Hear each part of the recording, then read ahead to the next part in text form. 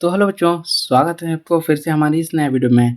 तो इस वीडियो में हम लोग लेक्चर नंबर 3 कवर करने वाले हैं इवोल्यूशन चैप्टर का। हम लोगों ने लेक्चर नंबर 2 पिछले वीडियो में कवर कर लिया है। तो इस लेक्चर में हम लोग पढ़ने वाले हैं डार्विनिज़्म। हम लोग पिछले लेक्चर में लैमार्किज़्म कंप्लीट किए थे। इस चैप्टर में हम लोग कंप्लीट करने वाले हैं डार्विनिज़्म। यानी डार्विनिज़्म होता क्या है? तो सबसे पहले जान लेते हैं डार्विन। यानी डार्विन एक बायोलॉजिस्ट था जिसने एक थ्योरी दिया जिसको डार्विनिज़्म बोला जाता है। Darwinism also called theory of natural selection. यानी डार्विनिज़्म को ही थ्योरी ऑफ नेचर सिलेक्शन बोला जाता है। यानी एग्जाम में अगर कभी भी क्वेश्चन आ जाए थ्योरी ऑफ नेचर सिलेक्शन के बारे में लिखो तो डार्विनिज़्म के बारे में भी लिख सकती हो। यानी डार्विनिज़्म के बारे में अगर लिखने बोले तो थ्योरी ऑफ नेचर सिलेक्शन के बारे में भी लिख सकते हैं। यानी दोनों सिमिलर है, दोनों में कोई डिफरेंस नहीं है।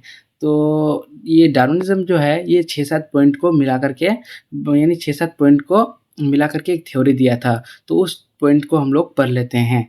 तो सबसे पहला पॉइंट है rapid multiplication and over production. इसको कहने का मतलब ये है कि जो हमारे पेरेंट्स थे, हमारे पेरेंट्स जो जो हमारे पेरेंट्स के जो चाइल्ड पैदा हुए यानी जो प्रोडक्शन किए, तो हमारे पेरेंट्स के मान के चलो 2 बच्चे थे।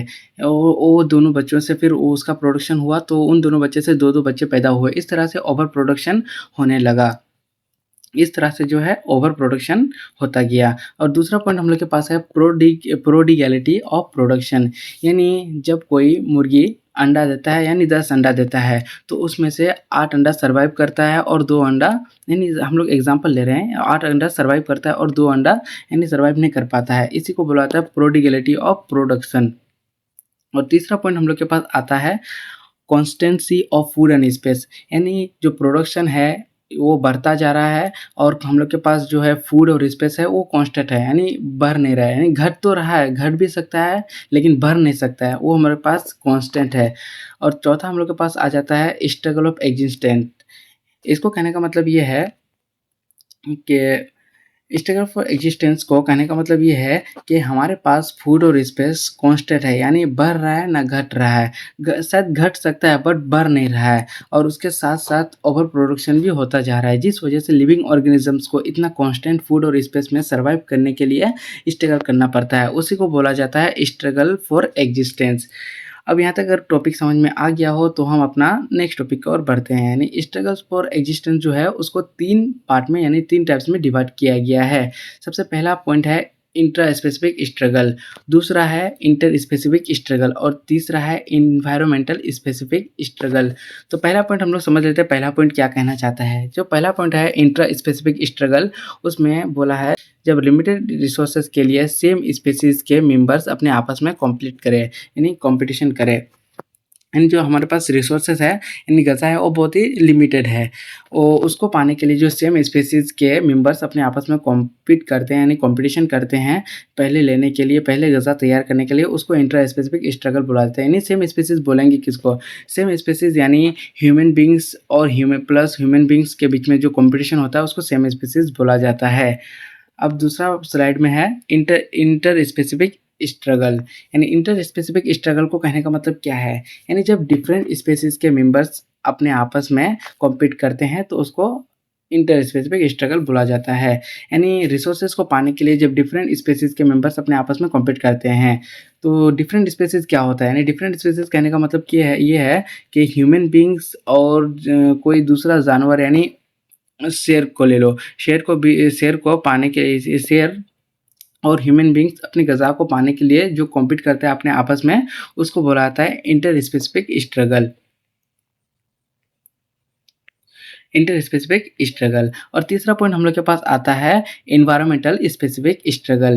यानी क्लाइमेट चेंज और पॉल्यूशन की वजह से लिविंग ऑर्गेनिजम्स जो जिंदा रहने के लिए स्ट्रगल करते हैं। यानी जो क्लाइमेट चेंजिंग आता है, पॉल्यूशन वगैरह इतना तेज़ी से फैल रहा है, उसमें इंसान जो है यानी लिविंग ऑर्गेनिजम्स जो है, इंसान या फिर कोई भी लिविंग ऑर्गेनिजम्स अपने आप को जिंदा रखने के लिए जो स्ट्रगल करता है उसको इन्वायरमेंटल स्पेसिफिक स्ट्रगल बोला जाता है। तो अगर यहाँ तक समझ में आ गया हो तो हम लोग अपना नेक्स्ट स्लाइड की ओर बढ़ते हैं। इस स्लाइड में हम लोग टॉपिक 4 तक यहाँ पर कंप्लीट कर लिए थे, यानी स्ट्रगल फॉर एग्जिस्टेंस कंप्लीट कर लिए थे। तो यहाँ पर हम लोग अपना टॉपिक 5 तक स्टार्ट करते हैं, यानी 5 नंबर टॉपिक स्टार्ट करते हैं जिसमें वेरिएशन। यानी वेरिएशन क्या बोलेंगे? कोई भी 2 लिविंग ऑर्गेनिजम्स यानी कोई भी 2 लिविंग ऑर्गेनिजम्स अपने आपस में सिमिलर नहीं होते हैं, यानी उनमें कुछ ना कुछ डिफरेंस ज़रूर होता है। यानी कोई भी जब लिविंग ऑर्गेनिज़म्स यानी हम इंसान को ही मान लेते हैं, जो ह्यूमन बीइंग्स जो है वो सिमिलर होता है, लेकिन उसमें कुछ ना कुछ डिसिमिलर चीज़ ज़रूर होगा। यानी हम किसी 2 इंसान को ले लेते हैं, दोनों इंसान में उसके बातचीत करने का तरीका में या फिर उसके बिहेवियर में कुछ ना कुछ डिफरेंस ज़रूर होगा, इसलिए उसको उसी को वेरिएशन बोला जाता है। और छठा टर्म है हम लोग के पास सर्वाइवल ऑफ द फिटेस्ट। यानी जब हम किसी नए जगह जाते हैं तो उस जगह के अकॉर्डिंग हमको सर्वाइव करना पड़ता है। अगर हम सक्सेसफुली सर्वाइव कर गए तो सर्वाइवल ऑफ द फिटेस्ट हमको एक्सेप्ट कर लेगा, नहीं तो नहीं करेगा। यानी हम जब कहीं नई जगह जाते हैं, यानी हम लोग ठंड में रहने वाले इंसान हैं, अगर हम कहीं गर्म जगह जाते हैं तो हमको वहाँ के अकॉर्डिंग सर्वाइव करना पड़ेगा, वहाँ के अकॉर्डिंग अपना बिहेवियर को लाना पड़ेगा। अगर वहाँ के अकॉर्डिंग हम अपना बिहेवियर को लेके आ गए तो हम वहाँ पर सर्वाइव कर जाएंगे और सर्वाइवल ऑफ द फिटेस्ट हमको एक्सेप्ट कर लेगा। अगर हम वहाँ के अकॉर्डिंग अपने बिहेवियर को ला नहीं पाए तो सर्वाइवल ऑफ द फिटेस्ट हमको एक्सेप्ट नहीं करेगा। तो यहाँ पर 7th पॉइंट है नेचुरल सिलेक्शन। नेचुरल सिलेक्शन किसको बोलेंगे? यानी हम लोग जब 2 लिविंग ऑर्गेनिजम्स यानी 2 लिविंग ऑर्गेनिजम्स को लेते हैं तो उनमें से कोई एक स्ट्रगल फॉर एग्जिस्टेंस में विनर होता है तो उसको नेचुरल सिलेक्शन एक्सेप्ट कर लेता है, और जो लूज़र होता है तो उसको नेचुरल सिलेक्शन एक्सेप्ट नहीं करता है। यानी इसको कहने का मतलब ये है कि जब कोई 2 जानवर या फिर 2 लिविंग ऑर्गेनिजम्स होता है तो जो स्ट्रगल ऑफ द एग्जिस्टेंस को जो पार कर जाता है तो उसको नेचर सेलेक्ट कर लेता है, और जो स्ट्रगल ऑफ द एग्जिस्टेंस को पार नहीं कर पाता है उसको नेचर सेलेक्ट नहीं करता है। यानी स्ट्रगल ऑफ द एग्जिस्टेंस वही जो अपने माहौल के अकॉर्डिंग अपने आप को ढाल लेता है, उसको स्ट्रगल ऑफ द एग्जिस्टेंस यानी हम लोग सिंपल लैंग्वेज में स्ट्रगल ऑफ द एग्जिस्टेंस बोलेंगे। हम लोग अब जान लेते हैं एग्जाम्पल ऑफ डार्विनिज्म। यानी जो ये सब पॉइंट कंप्लीट होने के बाद जो डार्विन ने जो एग्जाम्पल दिया उसको हम लोग जान लेते हैं। तो एक बहुत ही यहाँ पर फेमस एग्जाम्पल है जिराफ जो है, यानी जिराफ जो है अपने आप को जिंदा रखने के लिए यानी अपने आप को उस माहौल में सर्वाइव करने के लिए जो सर्वाइवल ऑफ द फिटेस्ट के लिए जो स्ट्रगल किया उसको नेचर के द्वारा एक्सेप्ट कर लिया गया। यानी जिराफ के पास पहले छोटे लेग्स और छोटे नेक यानी गर्दन और पैर छोटे हुआ करते थे, तो उसको अपना गज़ा लेने के लिए पेड़ का सहारा लेना पड़ता था, पेड़ के पत्तियों का सहारा लेना पड़ता था। इसलिए उसने अपने पैरों पे और गर्दन पे खिंचाव डाला, जिसकी वजह से उसके पैर और गर्दन लंबा हो गए। इसी वजह से सर्वाइवल ऑफ द फिटेस्ट में वो आ गए और नेचर उसको सिलेक्ट कर गए। तो मैंने जितना भी पॉइंट यहाँ पर पढ़ाया है सबको आप अपने कॉपी में नोट कर लीजिएगा, क्योंकि रट्टा मारने से चैप्टर कंप्लीट हो जाएगा लेकिन समझ में कुछ आने वाला है नहीं। इसी वजह से अपने आसान लैंग्वेज में अपने कॉपी में आप नोट्स बना लीजिए। और हम लोग आज का लेक्चर यहीं पर छोड़ देते हैं, बाकी का टॉपिक हम लोग नेक्स्ट वीडियो में कवर करने वाले हैं। तब तक के लिए थैंक यू एंड बाय।